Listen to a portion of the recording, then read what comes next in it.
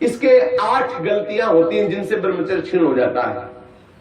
पहला, परस्पर दर्शन काम भाव से। स्त्री पुरुष का परस्पर दर्शन, आपने और कोई क्रिया नहीं हुई, केवल आपने काम भाव से युक्त होकर पुरुष को देख लिया या पुरुष स्त्री साधक को देख लिया, बस गंभीरता पूर्वक अंदर वासना पूर्वक आपने देख लिया। अब आपका ब्रह्मचर्य टिक नहीं सकता, किसी भी तरह से क्षीण हो जाएगा, आपको पता भी नहीं चलेगा।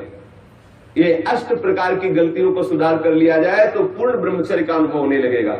कभी भी किसी माता बहन की तरफ दृष्टि जाए, तत्काल उनमें भगवती का भाव करते हुए, जगदम्बा का भाव करते हुए, या श्री जी की सहचरियों का भाव करते हुए, या अपनी बहन का भाव करते हुए। हाँ, अपनी बहन में कहीं गलती भावना थोड़ी आती है, अपनी माँ में कहीं गलत भावना थोड़ी आती है, अपनी बेटी में कहीं गलत भावना थोड़ी आती है। ऐसे सद्भाव रखिए, कोशिश कीजिए कि उनके मस्तक और केशों पर, नेत्रों पर दृष्टि न जाए, चरणों पर दृष्टि रहे।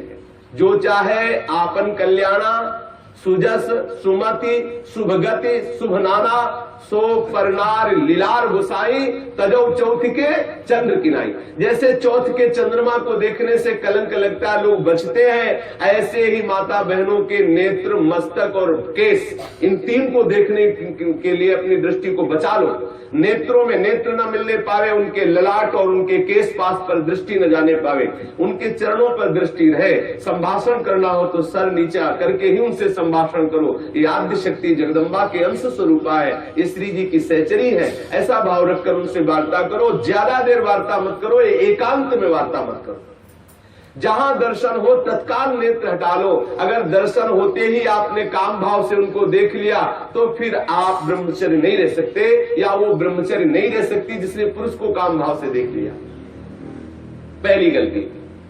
दूसरा है स्पर्श करना, किसी भी बहाने से परस्पर स्पर्श करना, किसी भी अंग का स्पर्श करना।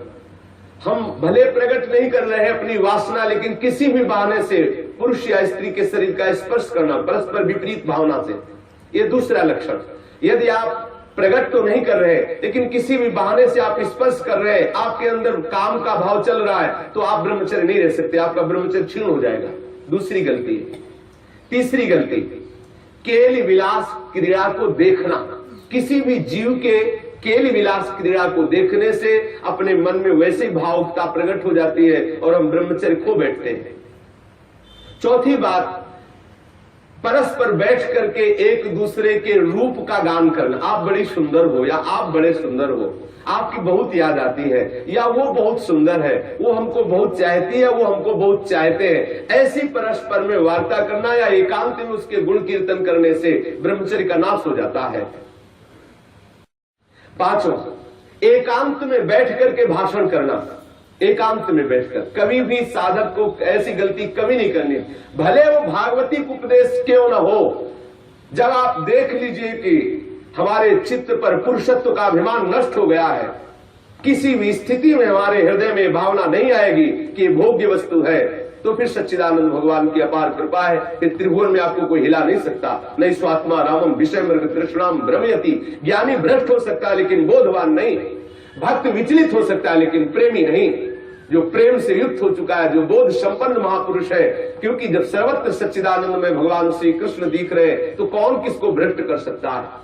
जब तक स्त्री पुरुष का अहम है तभी तक ऐसी भावना का जो भयावह स्वरूप है उससे बचना चाहिए, तभी तक ऐसी भावना हमारे हृदय में हावी होती है। इसलिए साधक को कभी भी एकांत में, स्त्री शरीर साधक को कभी भी पुरुष शरीर साधक से एकांत में कभी भी भाषण नहीं करना चाहिए। अगर करने का अवसर आए तो मैदान में आ जाना चाहिए, खुले में आ जाना चाहिए, जहां सब लोग आपको देख रहे हो, जिससे आपके हृदय में वो गलती नहीं होने पाएगी। यदि आप ऐसा कर रहे, भले भागवती उपदेश ही कर रहे हैं, तो भी आप ब्रह्मचर्य नहीं रह सकते, ऐसा शास्त्र का आदेश है।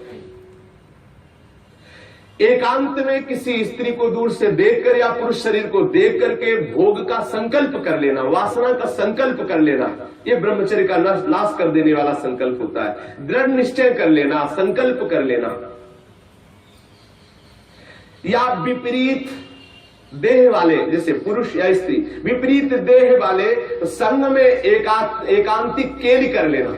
ये 8 प्रकार के जो ब्रह्मचर्य नष्ट करने वाले भाव है, इनसे पूर्णतया बचा जाए। जो ब्रह्मचर्य रहना चाहे कभी भी कामुक दृष्टि से परस्पर शरीरों को ना देखे, स्त्री शरीर साधक या पुरुष शरीर साधक परस्पर किसी को कामुक दृष्टि से न देखे, कभी बुरी भावना से किसी भी माता बहन का स्पर्श न करे, कभी भी किसी भी तरह से अपने निकट ना आने दे, ना उनके निकट जाए।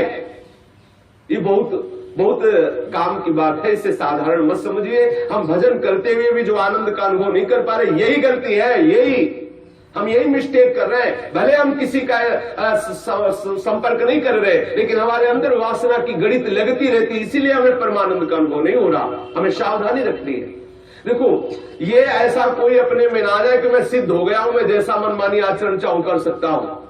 भगवान व्यासदेव जी ने लिखा कि बड़े बड़े विद्वान भी इस आकर्षण में अपने आप को ढीला मानते हैं और गिर सकते हैं। इसलिए सावधानी पूर्वक, विद्वानों को भी ये जो आकर्षण है खींच सकता है, इसलिए सावधान रहे।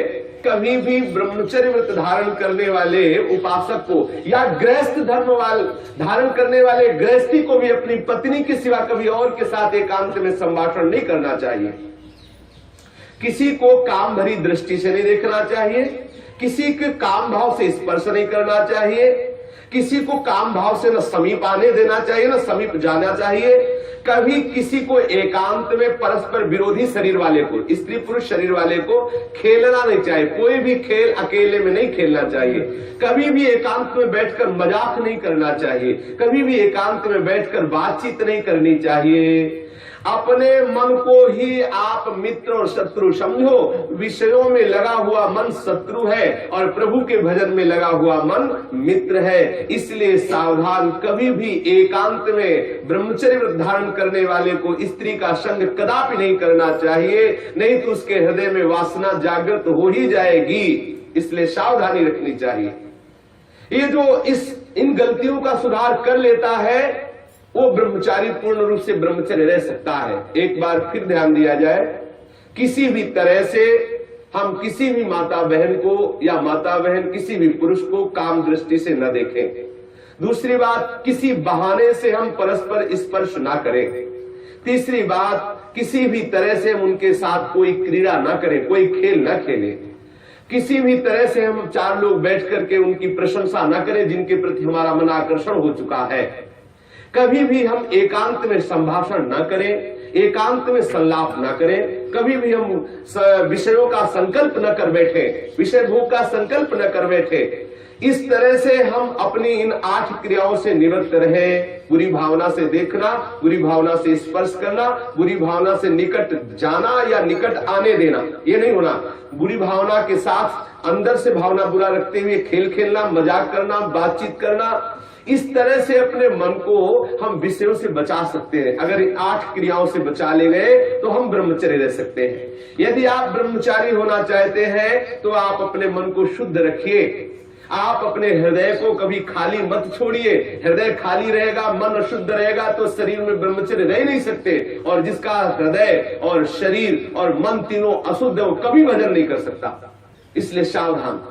आज तो और बहुत बुरी दशा हो रही है, भक्ति के नाम पर वासना का पोषण करते हैं। भक्ति के नाम पर हम सखी तुम सखा, ये समझ जाने कौन सा नाटक। भगवान कैसे कैसे प्रपंच चल गए हैं, कैसे कैसे प्रपंचिक लोग अपनी वासना की पूर्ति के लिए भक्ति का आडंबर कर रहे हैं। भक्ति को हंसी मजाक समझा जा रहा है। राधा कृष्ण की इस महाप्रेममयी लीलाओं को कैसे किस भावना से घसीटा जा रहा है। बहुत दुर्गति होगी, बहुत सावधान। वो देख रहा है जो सबको देख ले। अरे कोई देखे न देखे, तुम तो देख ही रहे हो ना, तुम्ही को वहां बोलना पड़ेगा, वहां तुम छुपा नहीं सकते। सर्वशक्तिमान भगवान तुम्हारे अंदर बैठे देख रहा है।